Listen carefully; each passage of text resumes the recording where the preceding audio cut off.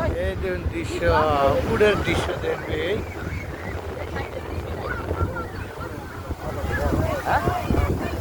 পানি তো কই উঠে পড়ে, হ্যাঁ আসরিত কম 30 নলায় 30 ন।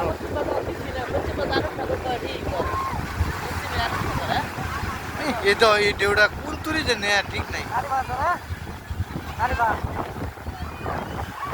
এই জাঙ্গুরি রাস্তা তো মাঠ দেখেছে গা সাবাস দেও, আর আমরা আড়ু পানি দেবে সাবাস করি না।